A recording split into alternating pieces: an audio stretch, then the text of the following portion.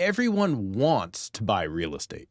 But in a market like this one, when buyers have the upper hand and both prices and interest rates are trending down, buyers have seemingly hit the pause button on the market. In fact, this month, the statistics show that listings are up over 25% and sales have dropped by nearly a third. And we're in the time of year when the spring market should be kicking off, but buyers have seemingly seen their shadow and have crawled back into their holes. Well, in an effort to find out what is causing this phenomenon, I did a little research here on the channel, and I asked you, the viewers, knowing that both prices and interest rates are lower, what's stopping you from buying real estate right now? And 262 of you answered this poll question, which of course is not that many people, but if big poll firms can use only 1,500 responses to determine that climate change is increasing the cost of insurance, then this little Surrey YouTube channel getting about a sixth of that many responses seems fair to me. So subscribe to the channel so you can participate in one of our next surveys,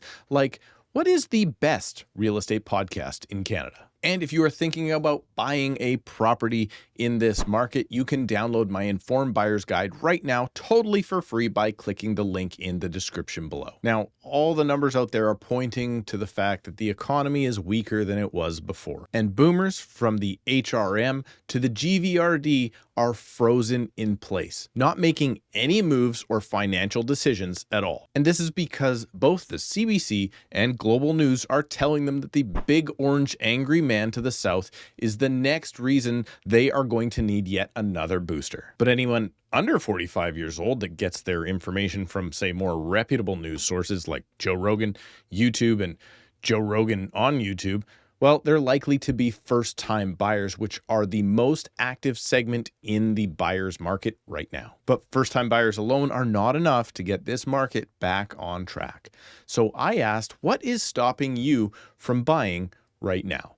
Well, 8% of people weren't buying because they just keep hearing that the market isn't any good. If you ask me, being in the real estate business for more than 15 years now, this is likely the uneducated group of buyers that would like to buy but are swayed easily. The market not being good means that it's great for people looking for a lower price and a deal. And the market being good means that it's good for you if you already own real estate, because what you own now is increasing in value. So the market being good is actually bad for buyers. Second, and this is likely the position of most people who feel like they will be affected by the tariffs, 17% of people fear that they will lose their job, while 26% of respondents are not buying because they fear prices will drop even further. This one, I get it. I totally understand.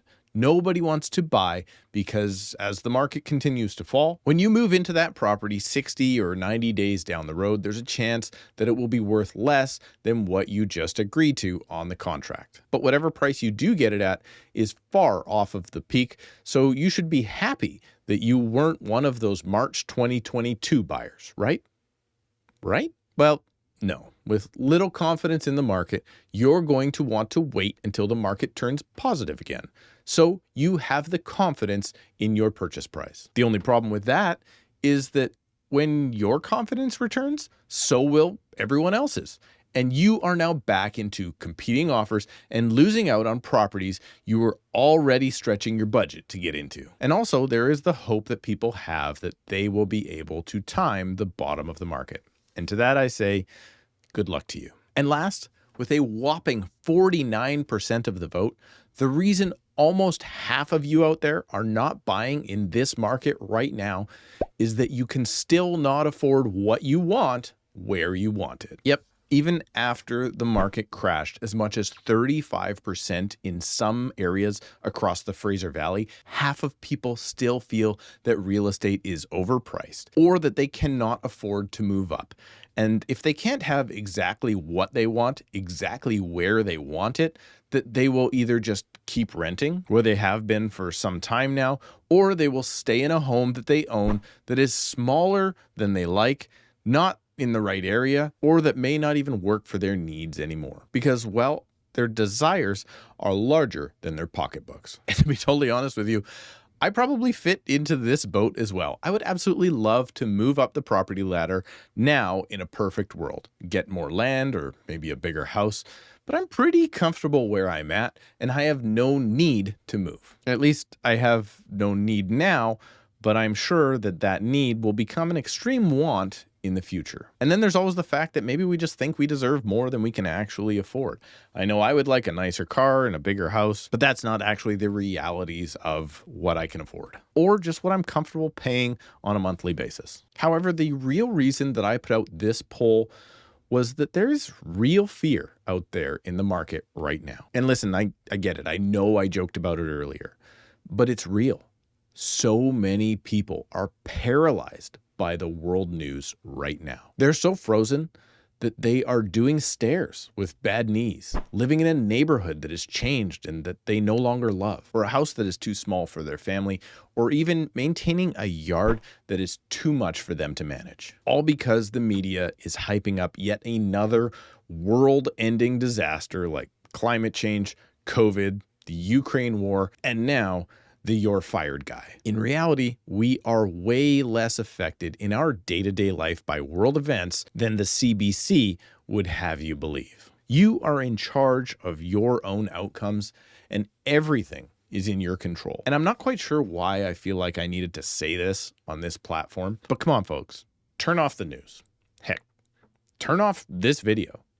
Get outside, go to work, pay your bills, hug your kids, and stop living in fear that if you move, change jobs, or buy a new car at 25% more than last month, that somehow the world will stop spinning and the sun won't come up tomorrow. Know that if you're thinking about making a move, it's okay to do so. And if you're thinking about speaking to someone who can help you make that happen, well, you can book a call with me right now using the first link in the description below at a time that works best for you.